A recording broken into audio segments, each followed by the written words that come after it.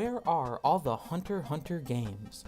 Since the 2011 Hunter x Hunter anime started receiving an English dub and has been airing on Adult Swim's Toonami programming block, I have begun to hear this question or some variant of it more and more. The simple answer to the question is that most of them were released almost 20 years ago and never made their way outside of Japan. However, I wanted to give a more thorough answer. Therefore, this is Gaming Through the Ages, and this is the start of a video series where we're looking at every single Hunter x Hunter video game. To begin with, a little background information for anyone uninitiated. Hunter x Hunter was a manga series created in 1998 by author Yoshihiro Togashi, whose previous works included the popular shonen manga Yu Yu Hakusho. In 1999, an anime adaptation of Hunter x Hunter was made based on Togashi's manga.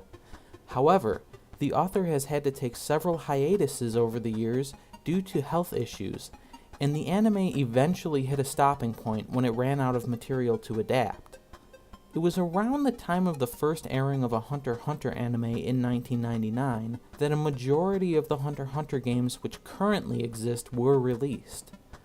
A second anime was created in 2011, which was both a retelling and a continuation, as much more of the manga had been created by that point. The manga has been generally praised for its character portrayals and subversions of shonen tropes. While Togashi has had to take more time off over the years, the manga slowly continues to this day. With that information in mind, let's begin our look at the Hunter x Hunter video games with the first of the games released around the turn of the millennium.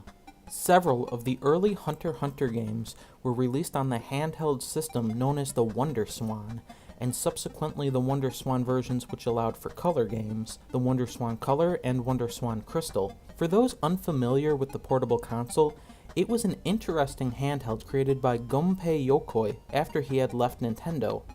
While at Nintendo, he had famously led the creation of the Game & Watch handhelds, Game Boy, and Virtual Boy for Nintendo, among other creations and influences, before his untimely death a few short years after leaving Nintendo. The WonderSwan was released in 1999 with decent support and a nice variety of games, including notable anime licensed games, and even games as popular as the early Final Fantasy titles. Unfortunately, no versions of the system were ever officially released outside of Japan. The first Hunter x Hunter game we will be looking at is Tsugu Mono, or Those Who Inherit Will for the original black and white WonderSwan. Tsugu Mono is the most rudimentary of the WonderSwan Hunter x Hunter games, as it's in black and white and has somewhat limited gameplay. While it's a simple game, it actually has a substantial language barrier, as much of the gameplay centers on and around text. It's worth noting here that the WonderSwan has two directional pads and can be played vertically as well as in the standard horizontal orientation, and Tsugu Mono takes advantage of this capability. The game begins with you playing as Gon, arriving in a port town and asking around for information about his father. You are eventually tasked with fighting a man named Majitani, whose presence makes very little sense here in context of the source material, by pressing the action button when the moving arrow is over the desired dialogue choice. For doing so, you receive a mobile computer, which I think is supposed to essentially be the Hunter card from the series. Upon opening this mobile computer card hybrid thingamajig, you turn the system sideways to navigate several menus and perform a variety of tasks. This mobile computer allows you to enter keywords for additional information which you gather by talking to non-playable characters and noting any words or phrases in brackets. After a while, you are able to unlock the ability to reserve travel tickets via different transportation methods and go to new towns, where you will find yourself gathering more keywords. There is some additional variety such as dungeon crawling, but it is just as text-based as other areas and tends to be an annoying gameplay section, as you may randomly be sent back to the first floor, thereby losing most of your progress.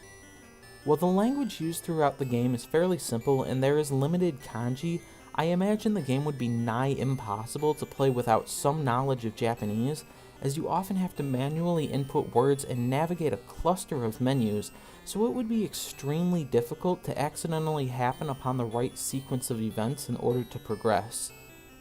Tsugu Mono is an interesting little game since it does a few unique things with its text-based gameplay and takes advantage of the WonderSwan hardware to do so, but overall the game is really just quite boring.